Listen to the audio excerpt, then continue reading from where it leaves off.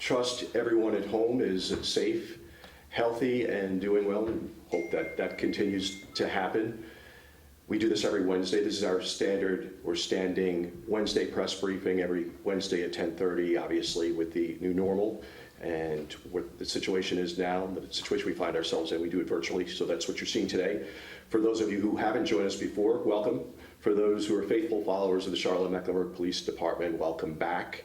Home stretch for some. You know, they say now we're starting to see the light at the end of the tunnel. You know, many of us have heard the news from the governor that had come out yesterday regarding his intentions to start transitioning into phase one of that executive stay-at-home order, and that begins on May 8th, on Friday.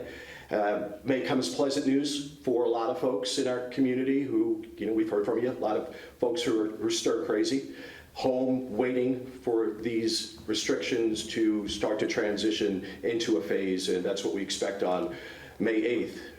But despite that news, you know, there's still going to be a lot of people in our community that are going to still be working from home, virtually. They're going to continue to be spending a lot of time online, teleconferencing, and really handling their business from home. And that's probably not going to change for quite some time. You're also, and what we're also seeing, and I don't have to tell this to any of you who are parents out there, a lot of our children are home and will be home for the foreseeable future, for an extended future, with school being out for the rest of the year, and heaven only knows when they will return to school next year. A lot of those children, they find themselves on devices at home, social media, gaming, and just consuming a lot of online content. And all that may be beneficial, it may be educational, but that also leaves a lot of us in our community awfully vulnerable as well. You know, all this online activity can allow those with criminal intentions to victimize some of the more vulnerable members of our community who find themselves online a lot during this pandemic. You know, thankfully we haven't seen a tremendous uptick in cybercrimes up until this point, but it's happening across the country. We thought it was a good idea, a responsible idea today to go ahead and get out in front, talk about some of the things that are developing around the country, and more importantly, have someone available to talk through some best practices we should all really listen to and try to minimize the opportunity of us, all of us in our community, for becoming victims. That's why I want to bring in Detective Aaron McBroom. He's with our cybercrime unit, and I spoke with him yesterday at length, and the information that he has that he wants to deliver this morning is something that we should all pay particularly close attention to. Detective McBroom. Thanks, sir. Good morning, everyone. I'd like to start with where our cybercrimes unit focuses its core attention, and that's on online child exploitation. This deals with our most vulnerable population, and this is where we are primarily concerned.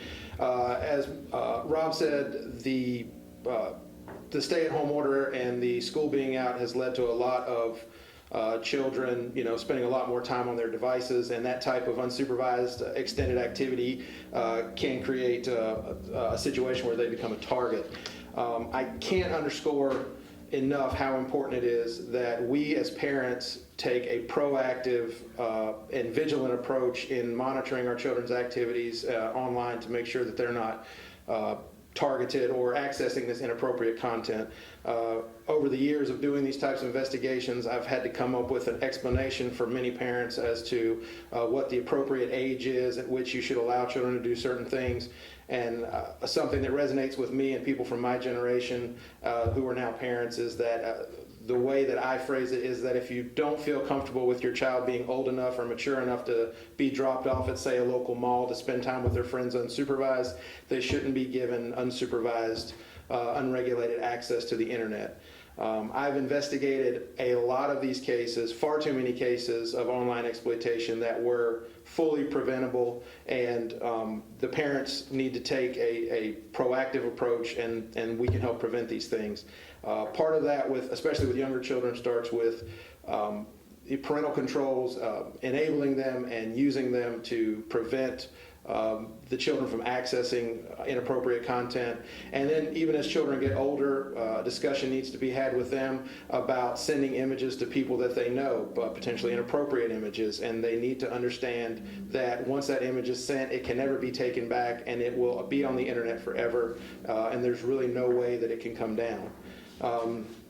We also have to understand that in the virtual world and the online world is no different than any other part of the world. Child predators will go to the places where children are, and a lot of times that is, games and social media sites that are frequented by children. So just because your child is on a site that is seemingly safe or secure or for children only does not mean that there's no one on there looking to do them harm. And adding to the confusion and the problems with children is that in the online world, children can be confused because predators can pretend to be anyone. They can pretend to be other children. They can pretend to be authority figures. So it's very important that we monitor those activities. We also need to make sure our children know, but when they go online, that they should never give out their personal information, their real name, their home address, city, state, grades, schools, anything like that. There's no reason in playing games or in social media that type of personal information needs to be shared. So that's an issue. As it relates to these types of things, when we do see this activity, it's important that if you find a problem, or you see suspicious activity, that you report it to the service provider where you've seen it, and that they can begin the investigation and begin to look for potential suspects and notify the appropriate law enforcement agency. As we know, in the online world, perpetrators can be anywhere in the world, and it's important that the right authorities receive that information. I will point out that if you see something and you're not sure how to report it, a good way to report that is to the National Center for Missing and Exploited Children using one of their cyber tip line reports. I believe at the end of this, we're going to release that information out on our social media, so you can find that link in our social media platforms. And while we're talking about children, we need to keep in mind that it's not just young people who are vulnerable in this new world that we're living in where more things are online. Our unit is seeing an uptick in online scams. These are a result of data breaches largely, but they're targeting more people because we're at home and we're living more of a virtual life. These email addresses, and sometimes they're texts and maybe robocalls, a lot of times they say something about they're going to tell the victim that a service that maybe they don't even subscribe to is going to be renewed at a really high cost, and they need to cancel that by calling this number in the email. These are always scams that are being perpetrated, but it ups the ante because these data breaches a lot of times will provide specific information that make the email sound very legitimate. It's important to remember that if you aren't subscribing to something or it doesn't look familiar to you, the best way to address that is to go to that service provider directly, go to your bank directly, and speak with them. Do not respond to these emails and these phone calls, as they are largely scams. If you've been a victim and you've given money to someone already, we encourage you to contact the Charlotte-Mecklenburg Police Department and file a report. However, if you see these scams and you see these emails or you receive these calls, a great way to report that to the agency that can do the most good is to report that to the Federal Trade Commission. We're going to be releasing a link that gives you access to file an online report. That's the best way to do it. They can use that data to find these people and, again, report that to the appropriate law enforcement agency. And lastly, we've heard about cases online. We've been fortunate we haven't had any of those incidents reported here in Charlotte to date, but people are selling bogus COVID tests and COVID treatments and things of that nature. I want to point everyone to the CDC website. They are the authority, and they can say what current testing options are available and under what those circumstances may be to obtain them. And also the CDC is reminding everyone that there is currently no cure for the COVID-19 virus, and any websites or online places advertising or selling those cures are largely fraudulent. So with that being said, are there any questions? Amanda? From the Observer? Mm-hmm. Amanda from the Observer. Okay. Good morning. I know national agencies and media have said that tips and leads on child sex abuse imagery sometimes overwhelm local agencies. I was hoping you could talk a little bit about how you've seen that happen what's happened in Charlotte in the last 10 to 15 years in terms of volume. Yes, I can say, having worked these cases for several years now, that we have seen an increase, and it is largely due to the expanse of the internet and digital platforms and different ways that children can interact. As far as our response is timely, and we do stay on top of it, and we here at CMPD at least have a large outreach. Most of the people in our unit are members of multiple federal task forces, and we're able to bring in assets from the Federal Bureau of Investigation, Secret Service, State Bureau of Investigations as we need to in our investigations. And have you seen resources scale with the number of tips and leads coming in? On a state and national level, I can't really speak to, but here at the Charlotte-Mecklenburg Police Department, we're staying on top of it. We've began to aggressively, triage those cases and determine a workflow that works for us to address these cases as they come in, to protect the largest number of children and catch the largest number of perpetrators.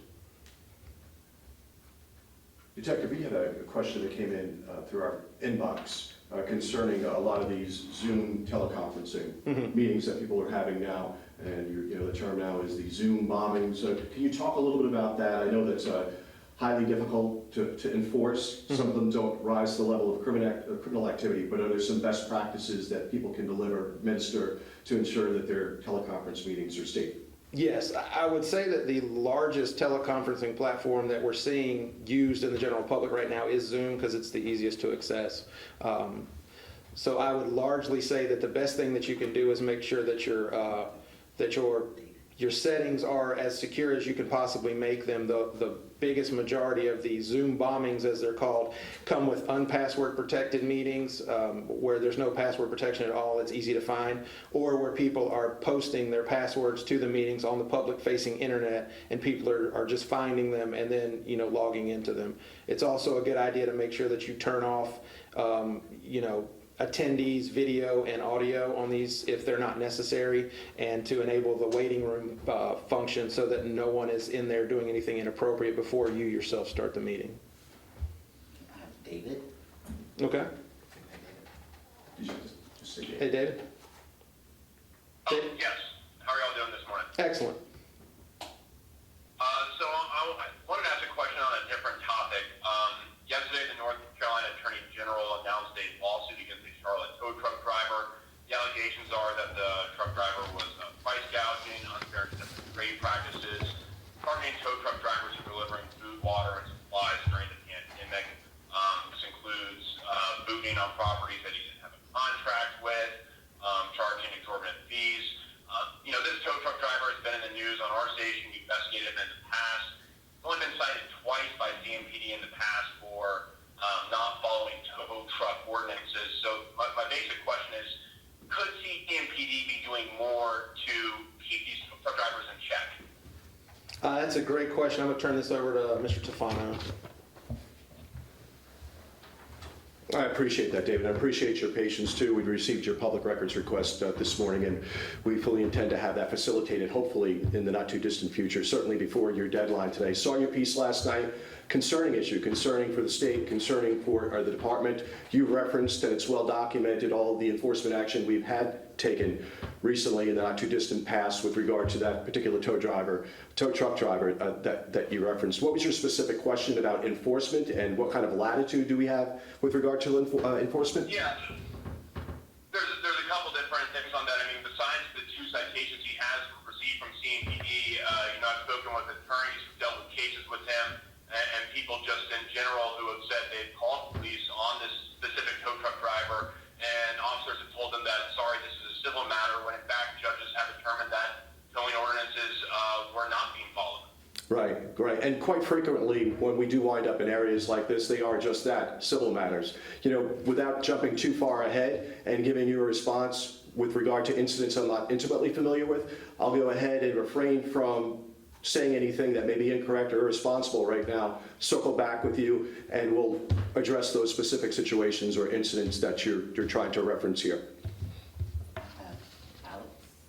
Alex Elick from WCCB. Alex, I'm going to turn it, I assume that your question's for Detective McBroom, and I'm going to slide Detective Broom back to the lectern. Actually, I apologize. My question is on something unrelated. As you all know, despite the stay-at-home order, number of homicides year-to-date 34. Although, down a bit from this time last year, why do you guys think these types of violent crimes continue to rise, again, despite the stay-at-home order? I know, last year when the city was having this issue, the chief mentioned, repeat violent offenders being the catalyst a lot of the times, as well as electronic monitoring. Is that something that the department continues to see this year? I'll give this to Mr. Tafano again. Hey, Alex. Hope everything's well on your side and your team. No, that's not lost on us a bit. Yeah, 34 homicides too many. Encouraging that the numbers are trending down from last year, but the chief makes the point every single time he talks with the community that one homicide or one violent crime is just one far too many that we have in our jurisdiction. Not seeing a big distinction this year than what we were seeing last year, despite the uncharted territory that we find ourselves in. The overwhelming majority, sadly, of a lot of these homicides, these were prompted oftentimes by minor disputes over something really irrelevant that sadly escalate into violent behavior. So we've done, essentially we've thrown the kitchen sink at this with creative ideas, operations, campaigns, press conferences, social media, education, conflict resolution. You name it, we've done it. We're going to continue to do it. We can't do it alone. We need the community's buy-in with things like this to understand, to help us advance the message that there has got to be a more responsible way of de-escalating a minor dispute than thinking that picking up a firearm would be the answer. So we can get you the breakdown specifically of how all the data kind of shapes up with regard to situations, circumstances involving every one of those last tragic 34 homicides that have been reported this year. But I was going to say the short answer, that is the answer because it was far from short. I hope it does answer it. We are going to transition. We've got a couple of different speakers before we do. And before we do, I want to grab my notes because the magic of television. That's why you don't miss dress rehearsals. Adrian Johnson, he's been our Crimestoppers coordinator for some time now. The guy's just hit the ground running. And sadly, to Alex's point and her question, violent crime, it doesn't take a social distance even through a pandemic. There's still people in our community that are being victimized, and that's horrible enough. Absent a pandemic, it's even more disheartening when we're in the throes of a pandemic, when we really should all be pulling together. As discouraging as something like that is, though, it's kind of encouraging to know that our folks here, the Charlotte-Mecklenburg Police Department, we're full throttle. We continue to make fighting and preventing, especially violent crime, a priority.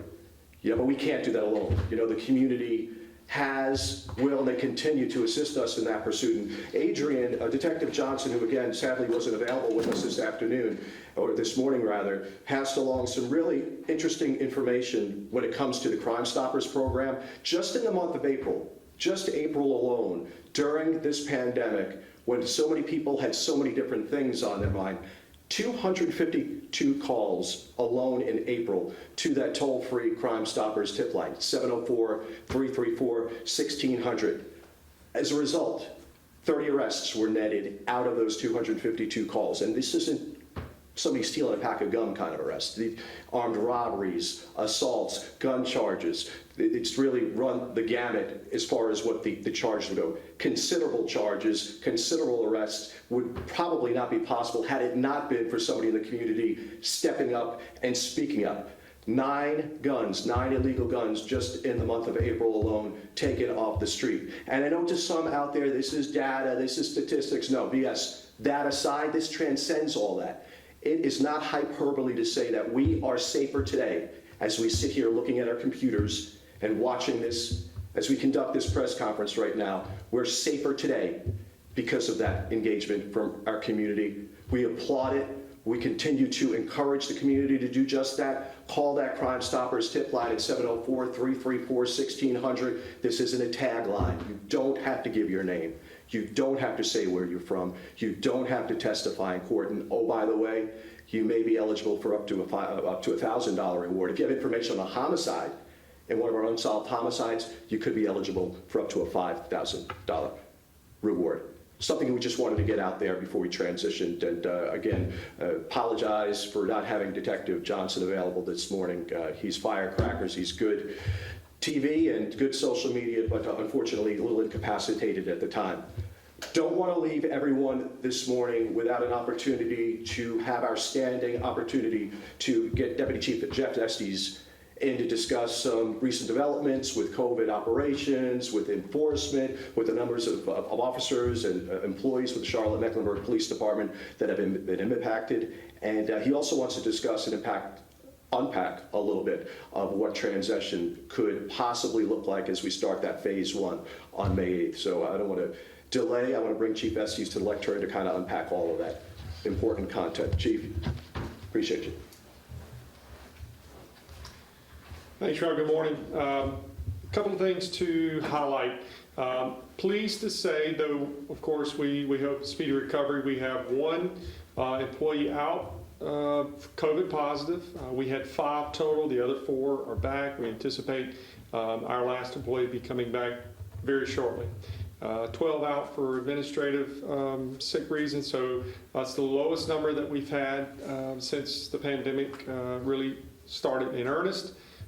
We have really hit our stride, we believe, on our PPE measures, on calls that officers respond to. So we feel very confident about where we are as far as protecting our officers while they protect the citizens. Another point of reference I'd like to make is that we have seen, I think last week or the week before, we talked about the stimulus checks that were being delivered through the Postal Service, the possibility of those being targeted by thieves. Sure enough, we saw at least 2 cases where those checks from the IRS were stolen from people's mailboxes. So we want to make sure that everybody's looking out for their neighbors, ensuring that they don't see, if they see anything unusual around their Postal Service deliveries, that they, of course, call us. And lastly, I'll say, just on a statistical review, last week we began to notice and see an increase in our speed-related fatalities. Began to notice an increase in speeding complaints from citizens and also anecdotally from officers in the field. So we did a cursory speed check yesterday on a few roads. I think probably what's happened is because there are fewer cars on the street, people have taken the opportunity to speed at speeds greater than they normally would. We've seen some tragic speed-related fatalities in the last a little bit. Speed-related fatalities, sadly, are up. Injury crashes where speed's a factor also are up as well. So my message to all the motorists out there is that while we begin to move into the phases of reopening, we want to make sure that people are driving safely. You'll begin to see officers in the field, enforcing speed laws very shortly. We want to make sure, above all, that people are safe. So I think everyone's aware on May the 8th at 5 o'clock, we'll see a little bit different setting in the pandemic-related openings. We'll see some increased retail. We'll see some child care facilities open. We'll see some other businesses open, and we'll begin to see a movement into what will be the new normal. I do want to highlight, though, there is a pandemic still ongoing. There's a phased approach for a reason. We do know that if we all don't do our part and we all rush out of the gate believing that it's full open, that there will be ramifications. So our message to you is to adhere to the phases that we're in, that we'll be under beginning May the 8th. Ensure that we have the 3-phased, good, measured approach so that we can get back to the new normal, but do so safely with that in mind. So I'll entertain any questions at this time. Anything, Brandon? Nothing yet. 2411, yeah. Mark Becker. Becker? Becker. Good morning, Mark. Hey, good morning. Hey, good morning, Chief. How are you? Good. Will you guys be going in the store checking to make sure people are socially distant? Yeah, I don't think you'll see officers in the stores checking for social distancing. Of course, we know that the store operators are the ones that are responsible really to ensure that their patrons are social distancing. We will respond to complaints as we have been the whole time, but I think as you're well aware, it gets really difficult when you're trying to enforce social distancing, minus taking a tape measure for 6 feet apart, figuring out who's related and who's not related, and it's a very fluid situation. So we attack that problem on two angles. One, with the retail store operators, and number two, with the general citizens, and that's kind of what I was alluding to at the end. There's still a pandemic going on. We have to make sure that we open back up responsibly, and that boils down to every single person doing their civic duty under a public health situation that we're in to make sure that they do social distance, that they wear masks where they can, wash their hands regularly, and keep it from spreading. Anything else? Thanks, Chief. Okay, thank you, Chief. Thank you. We appreciate it, Chief. Thank you. And I want to thank Chief Estes. You wouldn't be able to believe the kind of pace that he's been working at over the last several weeks, meeting after meeting and event after event, and still finds time out of his day on more than one occasion during the week to sit and try to have conversation to the community through the media, and we thank him for being gracious enough with his time. Again, this Wednesday, hope to have him back again. Next Wednesday, as we set back up and go around the maypole all over again. Please, if you're media and you're watching, keep your eyes closely on your inboxes with regard to some follow-up material we wanted to send you that was discussed at the briefing this morning. If you're in the public, and again, we thank you if you are from the community and in the public, we encourage you to visit our social platforms, our social channels, where we will post a lot of those links that Detective McBroom had referenced earlier. See you back next week on Wednesday for our standing presser, and we hope everyone stays well and healthy during the rollout of this phase that begins on Friday.